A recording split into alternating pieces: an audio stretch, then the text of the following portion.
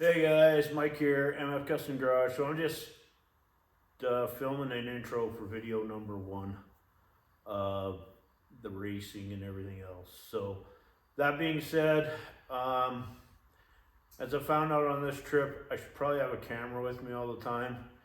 And I got a little better towards the end, but I should be a better YouTuber because I'm not.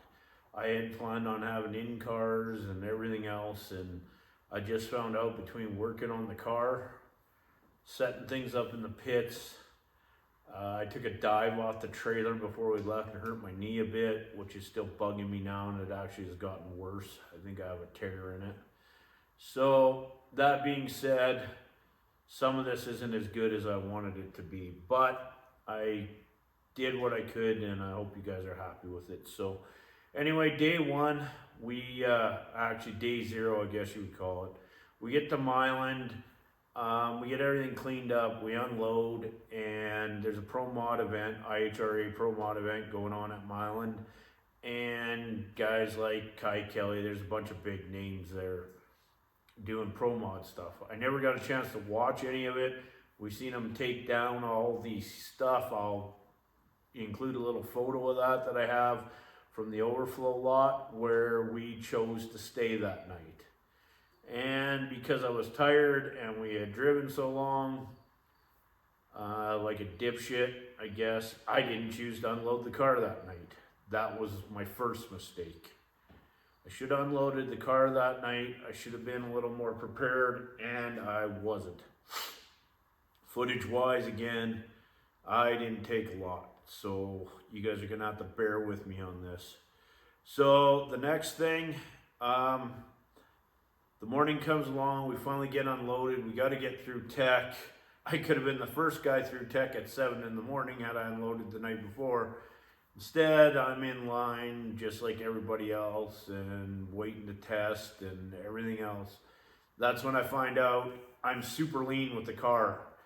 And going into the testing tune and trying to deal with it, tech did go fairly well. Stickers went well, everything went well. I got to meet Tanya Turk and, you know, just amazing job those people do. As far as this stuff goes. And yeah, ultimately off we go. And so I chose to run the car actually on the strip between the Loves and Milan. And if you know any of you ever been there, you know what I'm talking about. It's about a 4-mile road, and get the air fuel kind of cleaned up and everything else before we even made a test hit.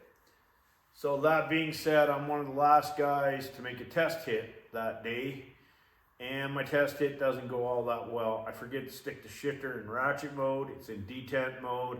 I miss second gear, blow through it.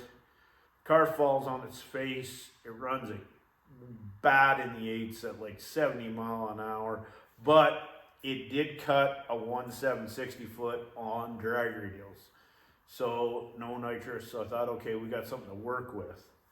The next day, you'll see in my pass, we'll talk about it. I switched to slicks because we were going to run a 26-inch tall slick. And we run it. I missed my burnout. We missed the air pressure. We missed everything. We cut a crap gear with 60 foot at 1.9. And because of some of the problems I had along the road, which you'll see in this video, with my brake drums rubbing and stuff, and we had to shim them, I opted the rest of the event to run drag radials, and that way it was easy for me to retorque the wheels, because going back to slicks, I didn't want to have to deal with these drums again or any problems. So we just left it at that. We were able to retorque the wheels and move through it all. So a lot of goddamn things we did, me, not driving the car in, other than on the street a little bit and stuff like that, but not being on a drag strip for 10 years. And there's places, guys, where it shows. I blew through the lights a couple times. I was so disappointed in myself. The other thing I'm disappointed in, and we'll talk about it, I was the first guy to work on my shit on the side of the road, I think. And I didn't really like that, given the fact that how much work I'd done to be there. So anyway, we'll show you all the stuff, guys. Like, share, subscribe, do the thing. Appreciate every one of you. And at the end of the day, we're hoping to do more of this stuff. And for sure maybe Miles Mayhem this summer. So yeah, guys, thanks. We'll bring you all the stuff. Will be some more talking, but the rest will be more moving stuff and whatnot. So okay, guys, just looking over from the overflow lot where we stayed that night to the track, and this is about 1:30 in the morning. You can see all the stuff that's going on over there, and that's them getting over the IHRA race, Pro Mod race, and getting ready for Sick Michigan miles. And there's a crazy amount of work went on over there, and my hat's off to all those guys and all the trucks they loaded up and everything else. So. Back around for another shot is Shelby. He's been slowly whittling that time down on his. He'll line up here against the classic Ford Galaxy. It's a 1966 model, same year as Terry Scott's. This one, however, belongs to Mike Ferguson.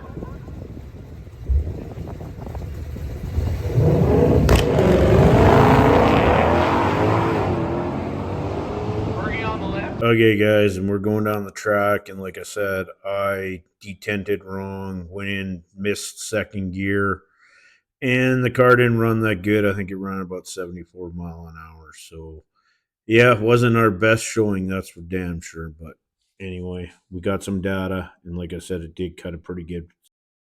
Okay, guys, so day 2, we put the slicks on. We kind of got hoping for miracles here, and right off the hop, as you watch here, I don't do big enough burnout, and I kill it, and the 60 foot's a 1.9, and the car didn't run that great, and I can't remember if it was all motor, and I think it ran an 840, and I was not happy, but it is what it is.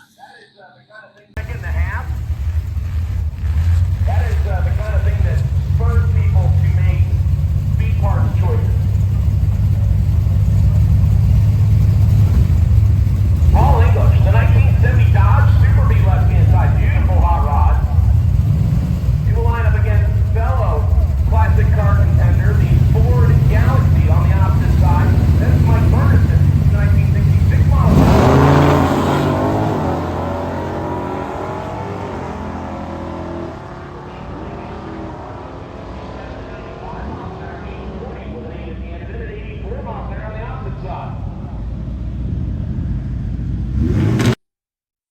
Okay, guys. So with that being said, that pass we were one and done, and on the road we packed everything up, and we're headed down the road.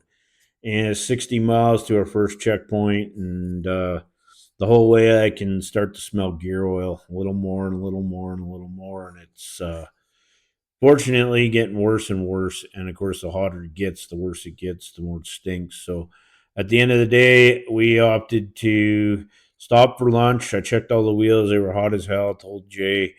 We had an excellent pulled pork sandwich, and then I said to him, "We got to go up the road and take this shit apart because things ain't good and it's really hot." So we went up the road, and I was probably one of the first guys that had to work on their shit, I think.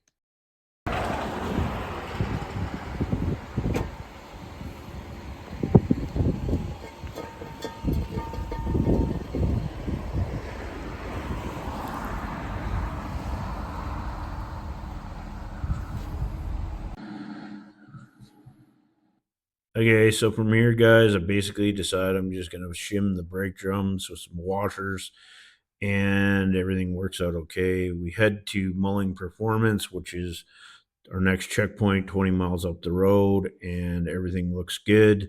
Nothing's hot. So we continue on to our next checkpoint, which is up the road. We did 163 miles this day, and it is the Big Top Ice Cream Shop. And we go in there. Everything looks good, and we head to our hotel. So that would be the end of day 1. Thanks.